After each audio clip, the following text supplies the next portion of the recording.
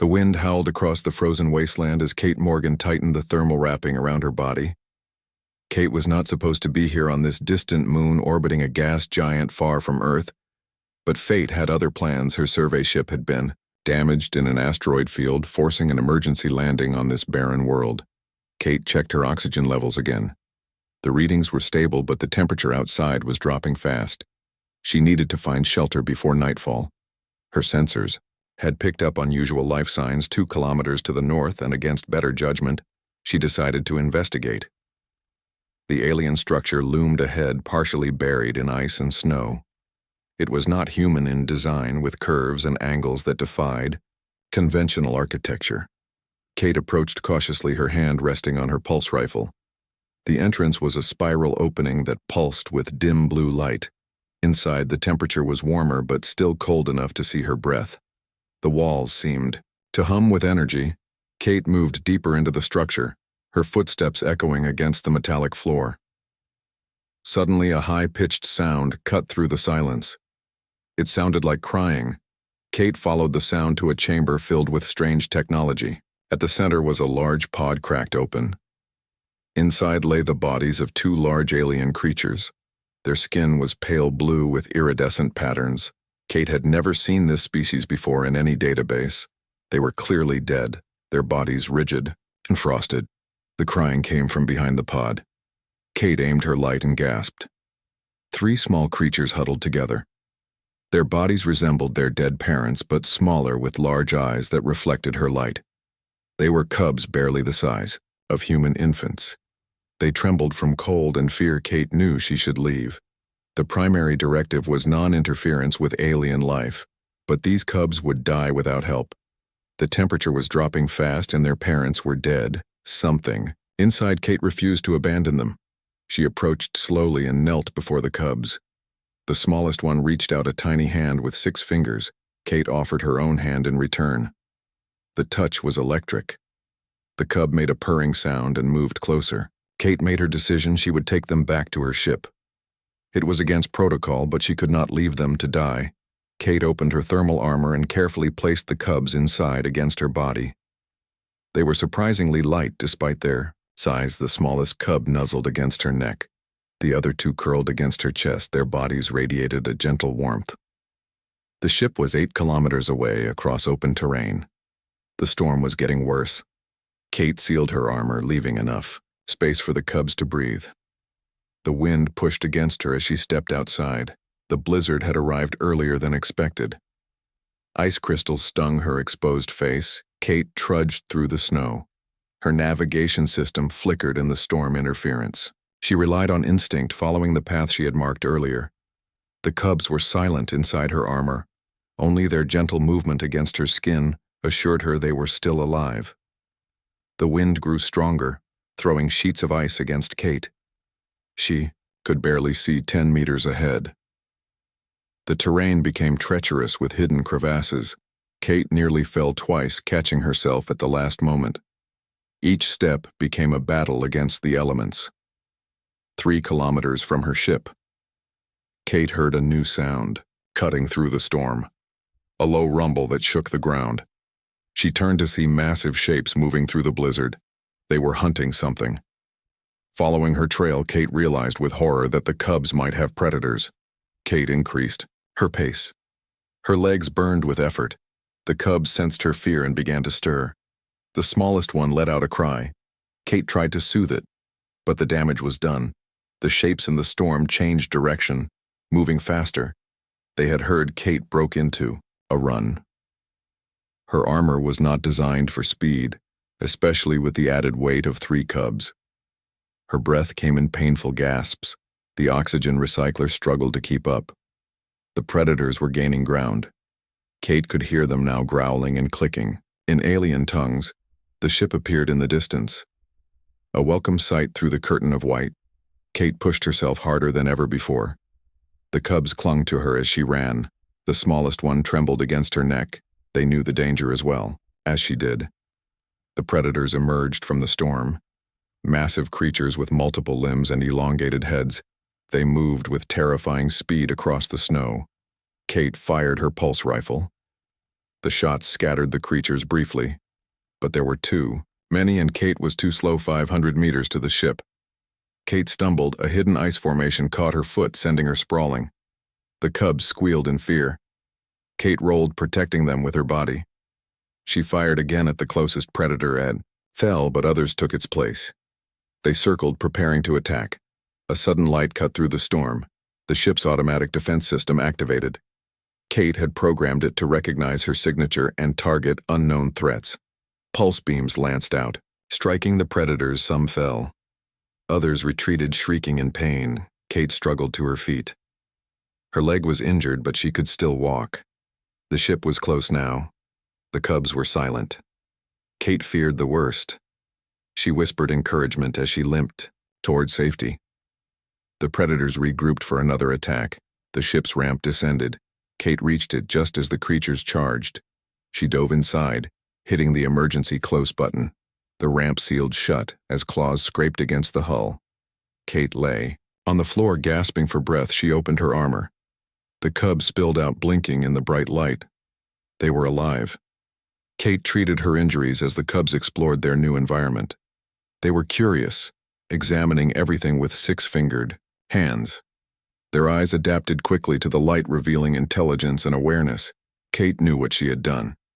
Taking them from their world changed everything, but watching them, she felt no regret. The ship would need repairs before it could leave the moon. Kate set up a living space for the cubs.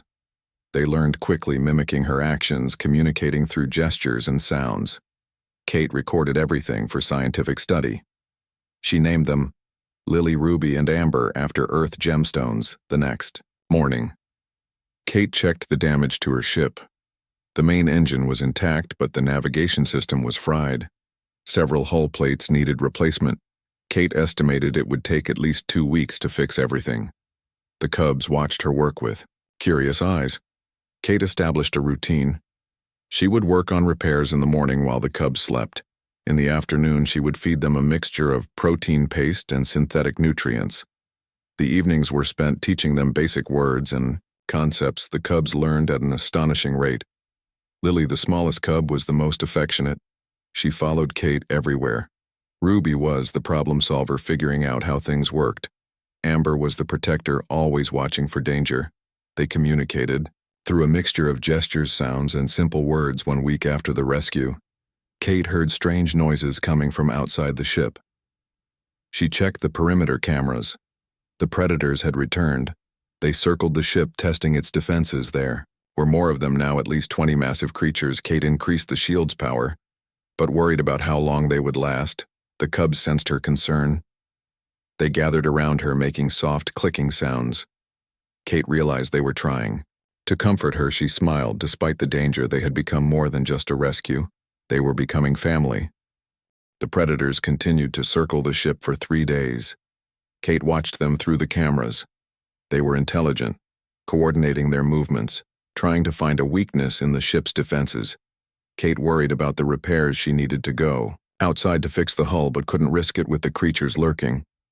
On the 4th day, the predators suddenly retreated. Kate was suspicious. She checked all sensors but detected nothing unusual. The cubs seemed restless, especially Amber, who kept looking at the ceiling and making clicking sounds. Kate had learned to trust their instincts. Something was coming. Kate checked the long-range scanner. It was partially working. The screen showed a large object entering the moon's atmosphere. At first, Kate thought it might be a meteor, but its descent was controlled. It was a ship, much larger than her survey vessel. Kate felt a mixture of hope and fear. Help might have arrived, but what if they were hostile? The cubs became agitated when Kate showed them the scanner image. Lily made a series of sounds that Kate had never heard before. Ruby and Amber joined in a strange harmony of clicks and whistles. They seemed excited, but also afraid. Kate wondered if they recognized the ship pattern. Could it be their species? Kate activated the communication array. The system was damaged but still functional. She broadcast on all standard frequencies, identifying herself as a human scientist with an emergency situation. There was no response. The approaching ship continued its descent, landing 3 kilometers from her position. Kate faced a difficult decision. Should she stay in the relative safety of her ship or go out to make contact? The Cubs complicated matters. They were her responsibility now. She could not risk their safety, but also needed help with repairs. Kate decided to prepare for both possibilities. She armed herself with a pulse rifle and prepared the ship's defense systems in case the visitors were hostile. She also prepared a welcome message and gathered repair schematics in case they were friendly. The Cubs watched her with intelligent eyes. They seemed to understand the gravity of the situation. An hour passed with no sign of movement from the other ship. Kate monitored all frequencies, hoping for communication. Suddenly, the sensors detected movement. Something was approaching, not from the direction of the landed ship, but from behind her vessel. Kate checked the rear cameras. A small group of figures moved through the snow. Their bodies were tall and slender with the same pale blue skin as the Cubs. They wore no protective gear despite the freezing temperature. Their movements were graceful, almost floating above the snow. They approached slowly, hands empty. In what Kate recognized as a universal gesture of peace, Kate made her decision. She would meet them face to face but prepare for trouble. She sealed the Cubs in the sleeping quarters despite their protests. Kate knew they would be safer there. She put on her armor, leaving her helmet open. The aliens might respond better to seeing a human face. Kate opened the airlock. The cold hit her immediately. She stepped onto the ramp, pulse rifle lowered but ready. The alien figures stopped their approach. One stepped forward. Its body was covered in the same iridescent patterns Kate had seen on the dead parents. Its face had no mouth but large almond-shaped eyes that seemed to glow from within. The alien raised a six-fingered hand in greeting. Kate mimicked the gesture. Their eyes met across the distance. Kate felt a strange sensation in her mind. Images flashed before her. The alien structure, the dead parents, the storm. Kate realized with shock that the alien was communicating telepathically. Sharing memories, Kate focused her thoughts on the Cubs, their rescue, the care she had provided, the bond they had formed. The alien tilted its head as if considering. Kate felt no hostility from the creature, only curiosity and something else. Gratitude. The alien understood Kate had saved their young. The alien beckoned Kate to follow. Kate hesitated, then stepped off the ramp. The other aliens remained still. Kate approached the leader, stopping 2 meters away. The alien extended its hand palm up. Kate slowly reached out, their fingertips touched. A flood of information filled Kate's mind. She saw the aliens' homeworld, a beautiful place of crystal forests and floating cities. She saw their history, a peaceful species devoted to exploration and knowledge. She saw their name in concepts rather than sounds, travelers of stars. Kate struggled to process it all. The connection broke. Kate stumbled backward. The alien steadied her with a gentle touch. Kate understood now. They had come searching for their missing ship, the one in the structure. They were scientists like her. The dead aliens were their colleagues. The Cubs were the children of the expedition. Leaders, Kate led the aliens to her ship. They moved with a fluid grace that made her feel clumsy. By comparison, she opened the door to the sleeping quarters. The Cubs rushed out, freezing at the sight of the adult aliens. Lily, Ruby, and Amber stared wide-eyed at their own kind. The adult aliens made soft clicking sounds. The Cubs responded hesitantly. They recognized their own species but had bonded with Kate. The lead alien looked at Kate. There was no judgment in its gaze, only understanding. Kate felt tears form in her eyes. She knew what would happen next. The Cubs belonged with their own kind. They needed to learn their culture, their abilities, their history. Kate had always known this day might come, but she had not expected it so soon. The Cubs sensed her sadness. Lily, the smallest, approached and took her hand. She made the purring sound that Kate had come to love. The lead alien communicated again through touch. They were grateful for Kate's care. They invited her to join them, to learn from each other, to build a bridge between their species. Kate was stunned. This was beyond first contact protocol. This was an invitation to join their community. Kate looked at the cubs. They were excited now, moving between her and the adult aliens. Their natural curiosity, overcoming initial hesitation. Kate thought about Earth. The mission she had abandoned her life there. It seemed distant now compared to the connection she felt with these beings. The alien showed Kate one more vision, her ship repaired, their help freely given, a choice to stay or go. No pressure, no demands, just possibility. Kate made her decision she would stay long enough for repairs to learn about these travelers of stars. To ensure the Cubs' transition went smoothly, then she would return to Earth as an ambassador. The next day, the aliens brought equipment from their ship. They moved with purpose, repairing Kate's vessel with technology far beyond human capability. What would have taken Kate weeks was completed in hours. The aliens communicated through touch. Sharing knowledge directly into her mind, Kate learned their name for themselves, which translated roughly to people of the flowing light. The Cubs stayed close to Kate during the repairs. They were curious about the adult aliens, but still cautious. Lily especially remained by Kate's side, rarely leaving her presence. The adult aliens respected this bond. They did not force interaction. Understanding the attachment that had formed, Kate wondered if they had a similar concept of adoption as repairs progressed. Kate learned more about the aliens. Their society was built around knowledge sharing. They had no concept of ownership or competition. Resources were distributed based on need.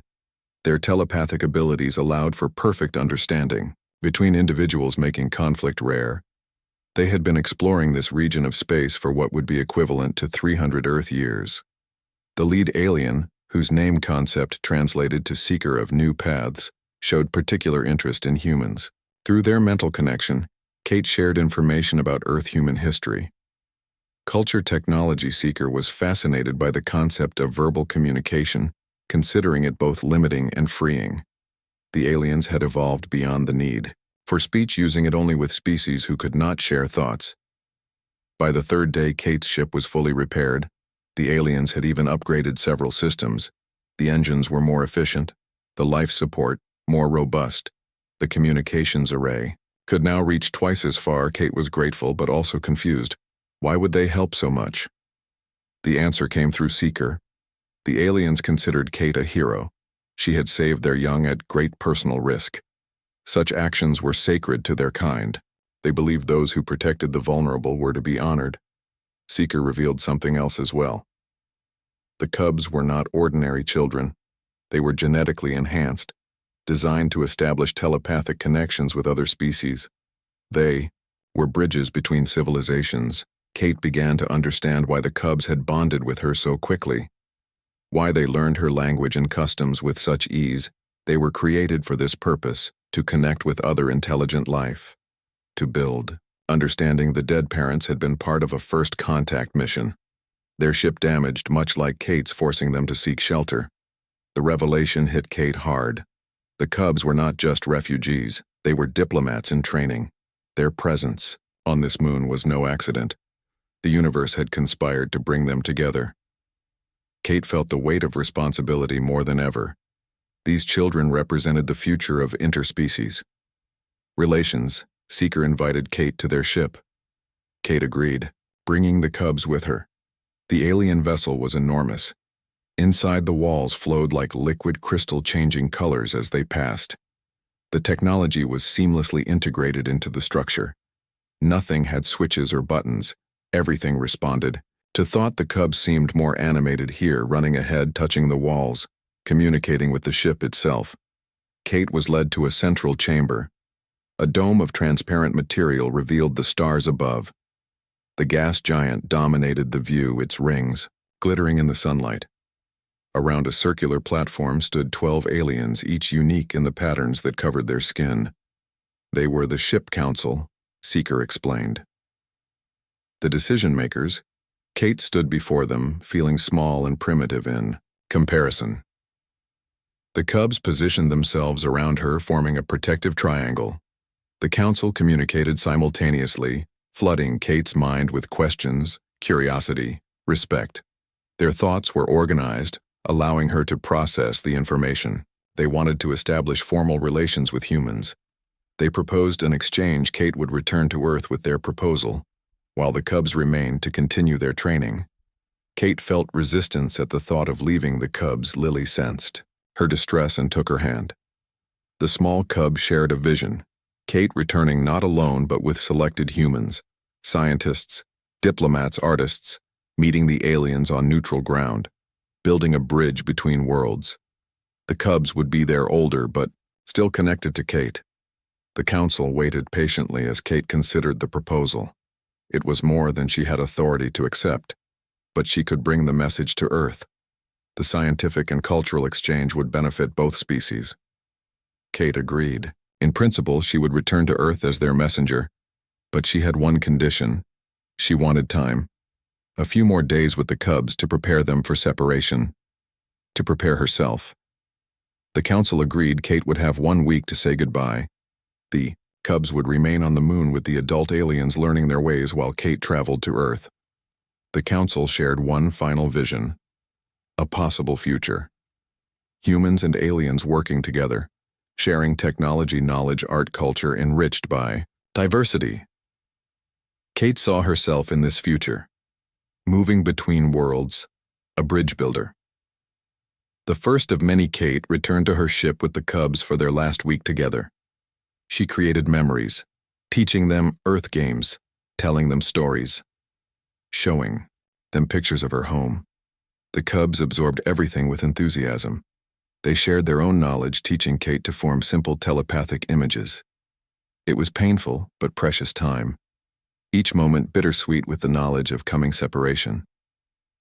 The final night, Kate sat with the cubs under the stars. The gas giant glowed above them, casting blue light across the snow. Lily, Ruby, and Amber curled against her, sharing warmth and comfort. No words were needed. Their bond transcended language. Kate felt their love, their gratitude, their hope for reunion. She made a silent promise she would return no matter what obstacles Earth bureaucracy might present. She would see them again. The morning of departure came too quickly. Kate prepared her ship for the journey home. The aliens had provided her with data crystals containing their history, scientific knowledge, and diplomatic proposals.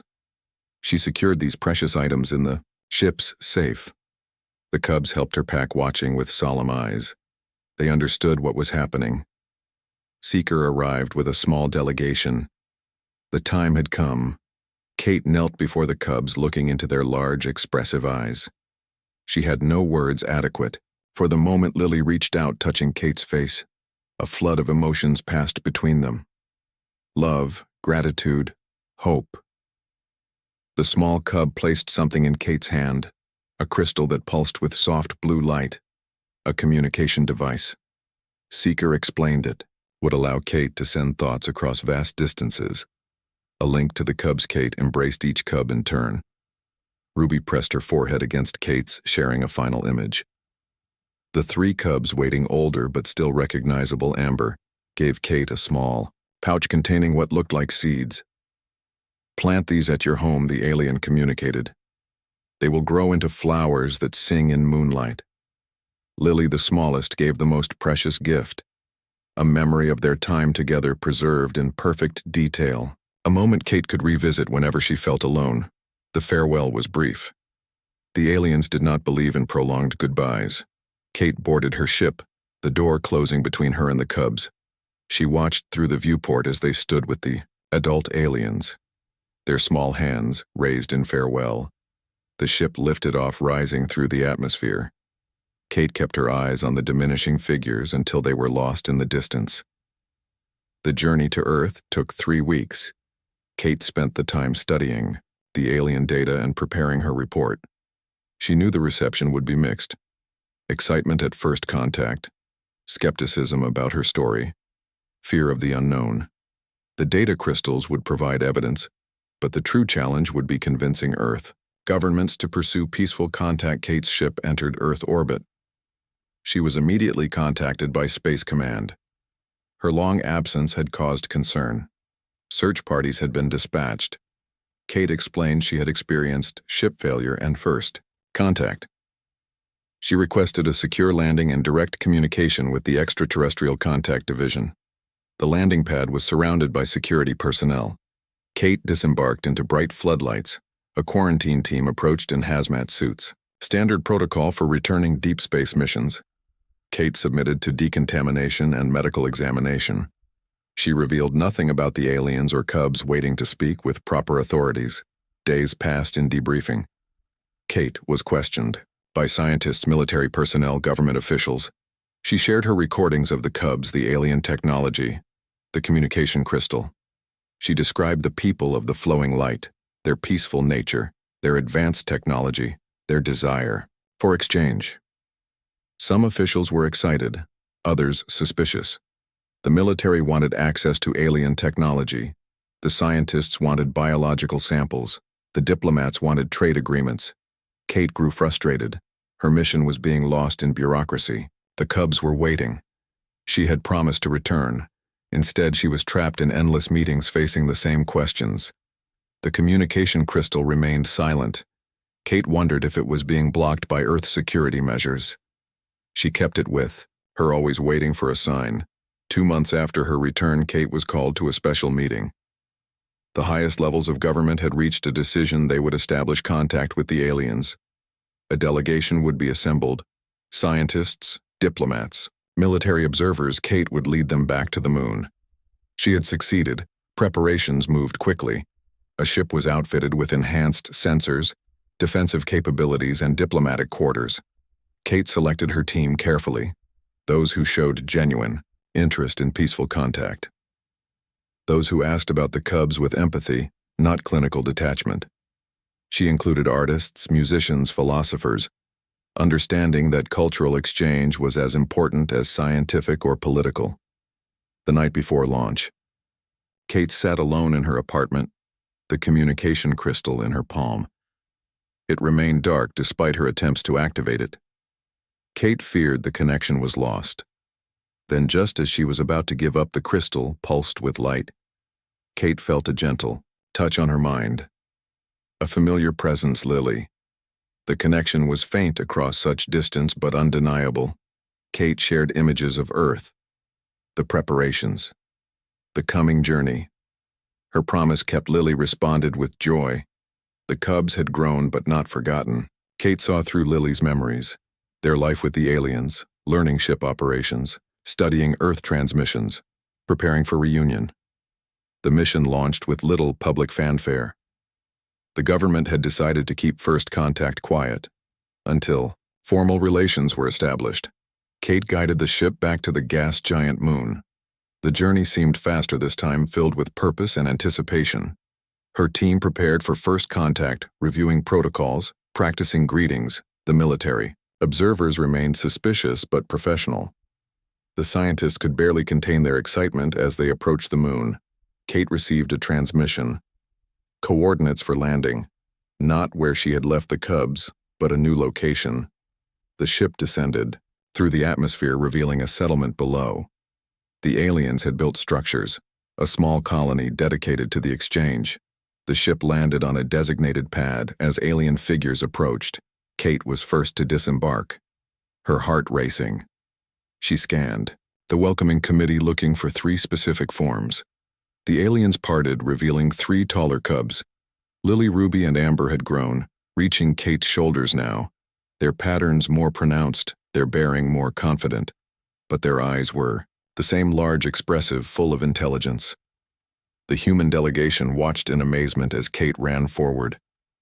The cubs met her halfway, their reunion witnessed by 2 species. The cubs embraced Kate, their telepathic joy washing over her. The communication was stronger now. Words, concepts, emotions flowing freely. Kate introduced her team. The aliens welcomed them. The historic meeting proceeded with formality. But Kate barely noticed. She had kept her promise. She had returned.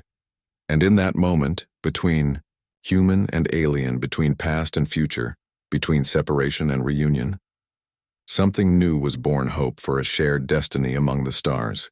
The formal meetings between humans and aliens lasted for days. Kate served as primary translator. Though the aliens could communicate telepathically with humans, the experience was overwhelming for most. The cubs helped bridge the gap, their unique abilities making communication smoother. Kate watched with pride as Lily, Ruby, and Amber guided the human delegation through alien customs and concepts. The exchange of knowledge began cautiously. The humans shared information about Earth ecosystems, history, art, music. The aliens revealed insights about space travel, renewable energy, telepathic development. Both sides held back their most advanced technologies, a matter of trust still developing. Kate understood the caution, but pushed for greater openness, reminding both parties of the cubs, how trust had formed in the harshest conditions. Living quarters were established for the human delegation, a blend of Earth comfort and alien design. Kate spent her days in official meetings, her evenings, with the cubs. They showed her the settlement, pointing out features with enthusiasm. Their speech was now a mixture of human words and telepathic concepts. They had become true bridges between species. Kate realized they were fulfilling their genetic purpose but also exceeding it. They were not just facilitators but innovators, creating new forms of communication. As weeks passed, the initial caution gave way to genuine exchange. Scientists from both species conducted joint research. Diplomats drafted preliminary agreements. Artists collaborated on pieces that spoke to both worlds. The military observers from Earth relaxed as the aliens' peaceful intentions became clear. Kate found herself at the center, coordinating, translating, explaining. Wow. Was exhausted, but fulfilled. One evening, Kate sat with Seeker watching the gas giant rise. The alien had become a friend and mentor. Kate shared her concerns. The cubs were growing quickly. Soon they would be adults with responsibilities to their people. Kate worried about her place in their future. Seeker showed Kate a vision: cubs grown to adulthood working as ambassadors between worlds. Kate always in their thoughts, their bond unchanged by time or distance. A turning point came when Earth suffered an environmental disaster. A tsunami devastated coastal regions. The aliens offered help, technology that could predict seismic activity with perfect accuracy, energy shields to protect vulnerable areas. The Earth delegation debated accepting. The cubs advocated passionately breaking protocol by addressing the full council. Their argument was simple: life transcended politics. Suffering could be prevented. The aliens' wisdom prevailed. Aid was sent to Earth. The news of alien assistance could not be contained. The existence of the people of the flowing light became public knowledge. Earth reactions were mixed: fear, excitement, religious upheaval, philosophical debate. Kate found herself thrust into a new role: public educator, explaining the aliens to humanity, dispelling myths, calming fears. The cubs joined via transmission, their presence, their obvious intelligence helping humans accept the new reality. 6 months into the exchange, the Earth delegation prepared to return. Some would stay, establishing a permanent embassy. Others needed to report in person. Kate faced another difficult decision. Her official role required her return, but her heart pulled her to stay with the cubs. Lily sensed her conflict and proposed an alternative. Kate would become the first human ambassador, dividing her time between worlds. The cubs would join her on Earth visits, continuing their role as bridges. The proposal was accepted. Kate found herself pioneering a new diplomatic position, moving between worlds, building understanding. She established protocols for future ambassadors, created translation systems, developed cultural orientation programs. The work was challenging, but rewarding. Each success bringing the species closer. The cubs, now young adults, worked alongside her. Their unique perspective, invaluable. Years passed. Kate traveled between Earth and alien worlds. The exchange expanded. New species were contacted. The galaxy opened up. Kate aged, but remained active. Her bond with the cubs, never diminishing. Lily, Ruby, and Amber became leaders in intergalactic diplomacy. Their early experience with Kate shaping their approach to new species. They always began with compassion, understanding that connections formed in unlikely circumstances. The 20th anniversary of first contact, Kate returned to the ice moon where it all began. A memorial had been built honoring the alien parents who had died protecting their young Kate stood before it, reflecting on how a single decision in a blizzard had changed the course of two civilizations. Lily, now tall and graceful, stood beside her. Their thoughts merged, sharing memories, feelings, gratitude. Kate had long ago accepted that she would never fully understand the aliens. Their minds worked differently. Their culture evolved along different paths, but in that moment, standing with Lily, Kate felt a perfect connection. The barriers between their species, meaningless compared to the bond they shared. Kate realized that was the true legacy of her journey. Not the treaties or technologies, but the proof that compassion transcended difference. That understanding began with simple acts of kindness. The settlement had grown into a thriving city, a symbol of cooperation. The harsh world, transformed by shared knowledge. Kate walked through streets where humans and aliens worked together. She visited research centers where joint teams explored the universe. She watched children of both species playing together, learning each other's ways, the seeds of the future growing from what she and the cubs had planted. In a quiet moment, Kate stood with the three former cubs, now respected leaders among their people.